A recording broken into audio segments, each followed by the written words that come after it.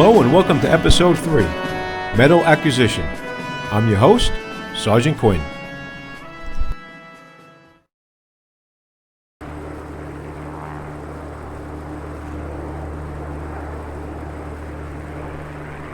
Before we dive into the main subject of this video, I'm going to go over a few more tips and hints and answer one of the most frequent questions I receive from newer players about prestiging, and also touch on the subject of strafing the enemy airfield in versus matches.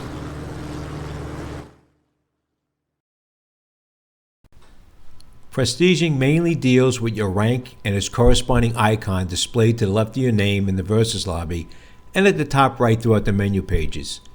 Each time you reach 20 in your current rank, you can prestige to the next rank until you reach the rank of Marshal of the Air Force. The only drawback or inconvenience is you have to go back into your hangar and repurchase all your aircraft every time you prestige to the next rank. You'll get a message stating you cannot repurchase your aircraft. Just ignore it. Like I said, it's an inconvenience.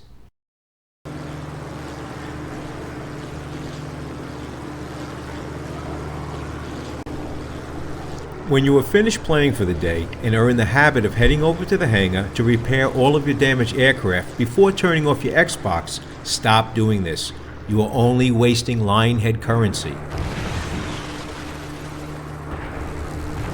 Expert Ear 849941 happened to enter the game in his Spitfire while I was recording footage for this video, and I asked him to shoot me down for demonstration purposes. He was happy to oblige.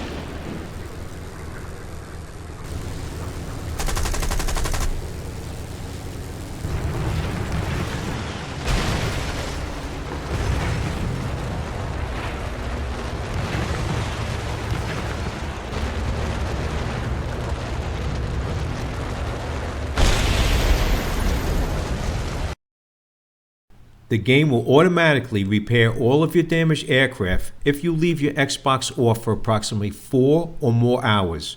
All of your damaged aircraft will be repaired without any deduction to your Lionhead currency.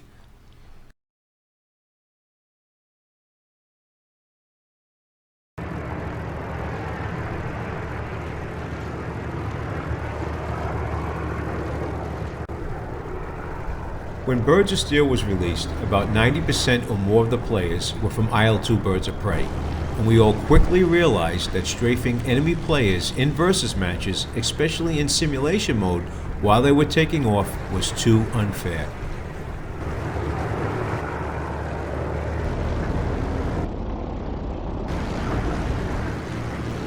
We agreed you have to let the other player take off, gain some speed and maneuverability before engaging. If you happen to be bombing the enemy airfield, taking out anti-aircraft positions or tanks, and inadvertently take out a player, that was to be expected. And AI planes are always fair game to strafe while they are taking off.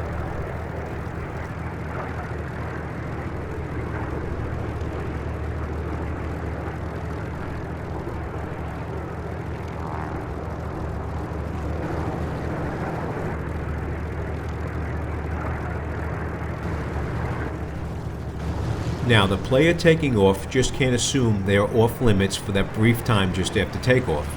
If enemy planes are in the vicinity of your airfield, you have to be on the defense immediately and start maneuvering to find a way out, or go on the offense and attack if you are in a fighter. Also, with newer players coming into the game, you don't want to discourage them from playing by constantly strafing them on their airfield, preventing them from taking off.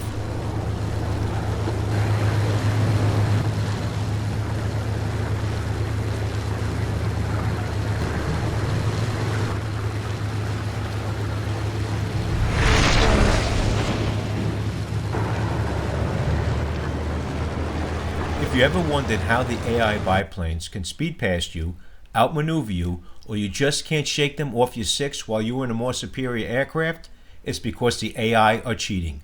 The AI are using arcade boost, and if you turn it off for the AI, it turns it on for live players. And to further confuse you, the disabled arcade boost setting is reversed.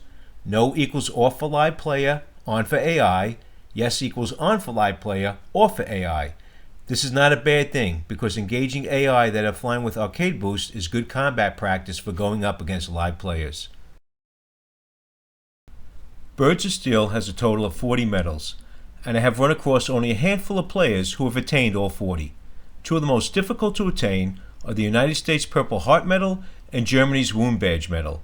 Your aircraft has to be damaged while capturing a zone to receive credit. 10 captures for the Purple Heart, 50 captures for the Wound Badge. I discovered a while back with the help of another player, Robotic Pope, that in order to receive credit for the zone capture, your damage has to be mainly to the plane's engine and it has to be severe. I discovered a shortcut utilizing the game's custom setup to help acquire the 2 medals. You can use any air domination map, but you are limited to only US for the Purple Heart with the Pacific maps, and they all only have 1 zone. The best map to use is the DLC Bulge map because it has 3 zones. Also, if you have the DLC Bulge map, you can set it up as an overlay on any map. Next, go to the custom settings and scroll down to Disabled Arcade Boost and set it to Yes. Now, like I just explained, you will now have Arcade Boost, AI will not. Next, scroll down to Hud Damage Indicator and set it to Yes as well. If you are doing this by yourself, set it to 4 players, then pick any US fighter plane.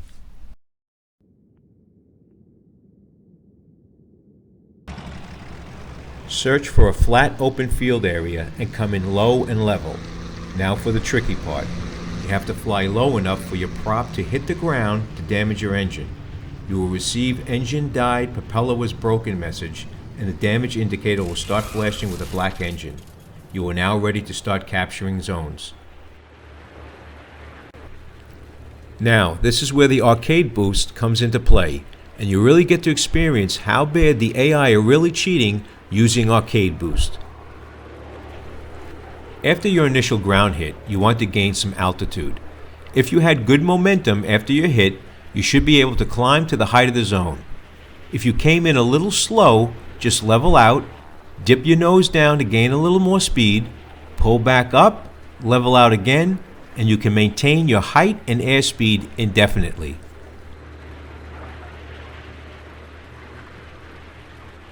You have a few options to set up the gameplay. If you are doing this alone, like I mentioned, set it to 4 players and set it to single fly out per round.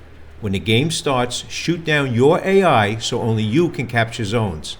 Now that your AI is out of the way, damage your engine. Like I said, the DLC Bulge map is the best map to use because it has 3 zones. It's much more difficult using the other maps, but if you have a friend or more, you flying a US plane, your friend flying a German plane, you can take turns capturing the zone.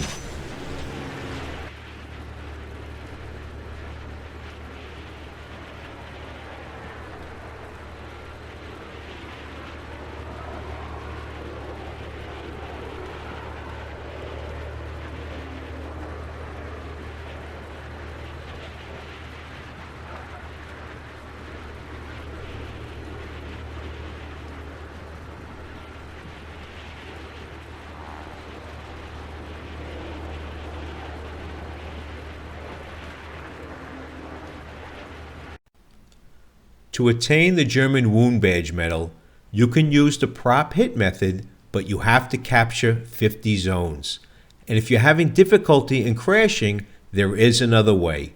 You can overheat and blow your engine by manipulating prop pitch. This method mainly works on German aircraft, and particularly with the 109s.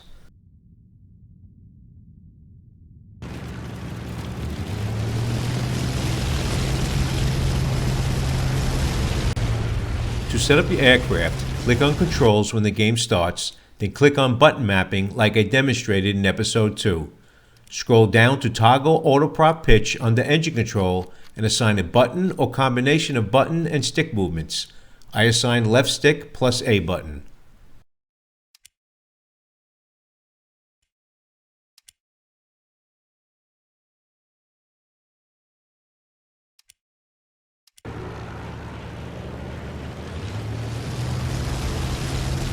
After you re-enter the game from control settings, activate the Toggle Auto Prop Pitch button you just assigned, and you will receive a message on your lower left saying Auto Prop Pitch Disabled.